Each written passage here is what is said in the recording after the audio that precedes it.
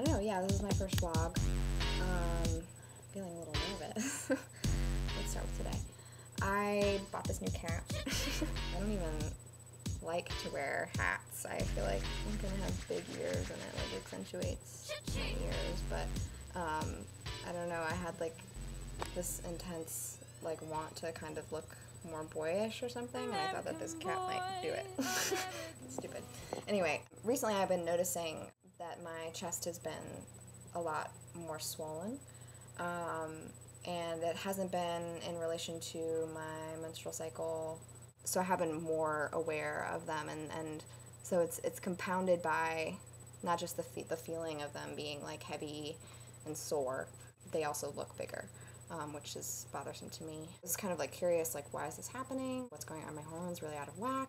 I got some insight on that today in a really kind of uncomfortable way.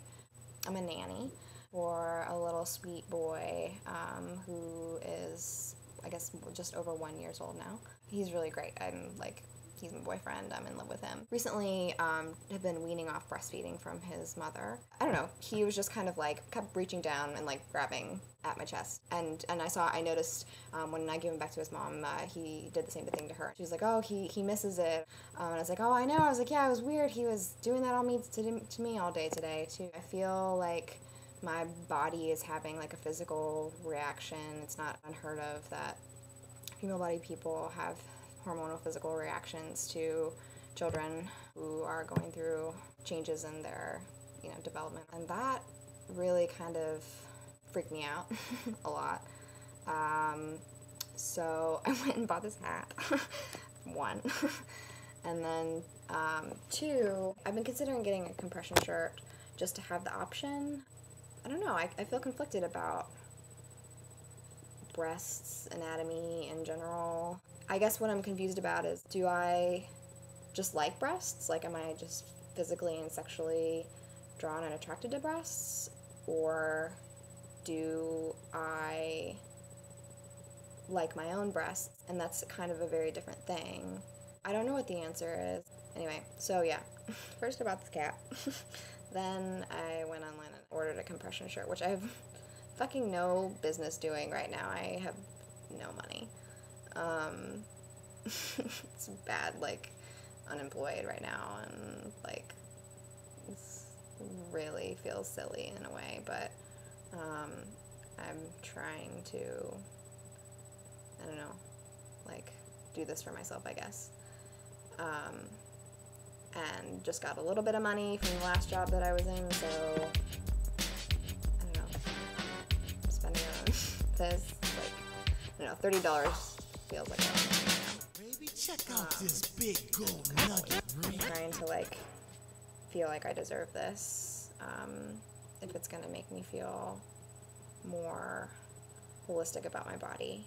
I'm really interested and attracted to androgyny. I love the in-betweenness and unknowing. I think it's beautiful. I'm not looking for like let me be like exactly in the middle of male and female, and I'm trying to find my own gender expression, my own in-betweenness, and that varies and fluctuates from day to day, which is, I guess, why I'd like to have the option of wearing a compression shirt or not. I'm not really interested in necessarily quote-unquote passing as male. If it happens, I dig it. I don't know. I'm not opposed, but it's not my ultimate goal necessarily to be stealth by any means. If anything, I'd like to be read as a trans person.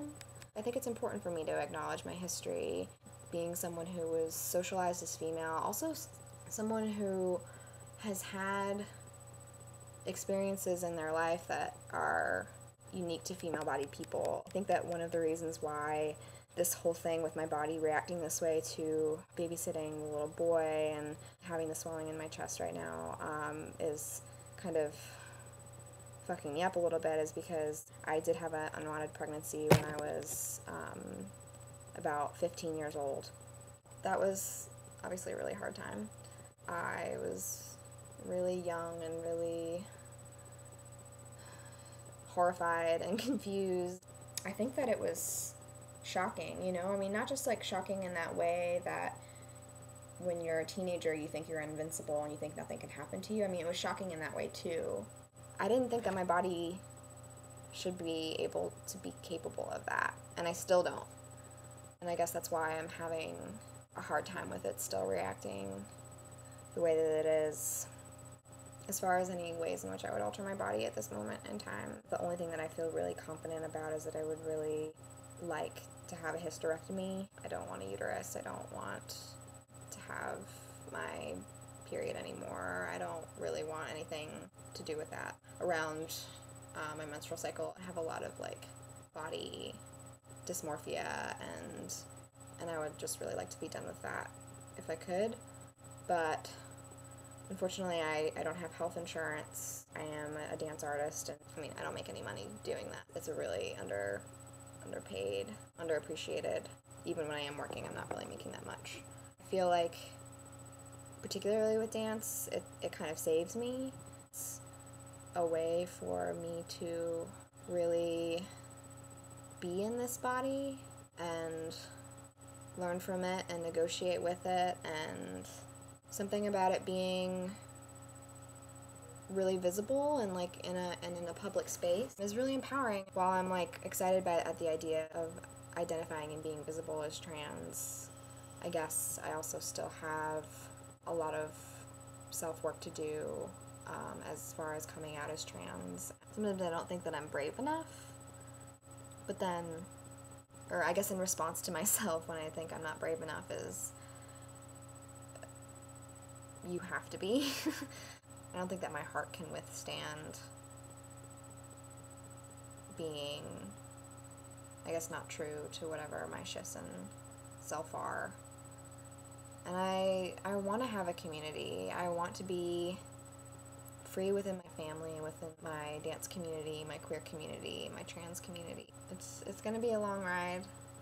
I'd like to do a vlog on language, because I think that I'd like to be very specific about language for myself and kind of chew through that with y'all. I'm choosing the word trans for myself mainly because I love the idea of transcending gender. There's a lot of room in there for myself and for many people. I'm less interested in trans as meaning transitioning in terms of only physical transition, because I think that it can be somewhat problematic in that A, not everyone wants to physically transition, B, not everyone has the resources or access to physically transition. I don't believe that people should be discluded from that identity for those reasons. I certainly don't want to be. As a dancer, I think I recognize that our bodies are always changing based on how our identities shift. I have to believe there are maybe physical manifestations of these shifts that I'm feeling in my identity, but then I think about the fact that my fucking tits are swollen, and I wouldn't choose that for myself, so I don't know. I don't really know. Being female and even identifying that way for a time in my life is a huge part of my history, and I don't want to neglect that because it makes up who I am, and it doesn't feel right. So as I continue my lifelong transition, I'd like to keep that as a part of it and acknowledge my past, because it's made up who I am, and I like myself. I think that I feel good about that. Yeah, I mean, that's kind of a lot for my first vlog entry. I kind of just dive right in. I'm sure that there will be more entries, and I'm looking forward to integrating myself into this network, and I would be really interested in hearing any feedback that people have. This is exciting. Yeah, feedback on the new cap too. When the compression shirt comes, I'm sure that I'll show it off. Yeah, I'm excited about that.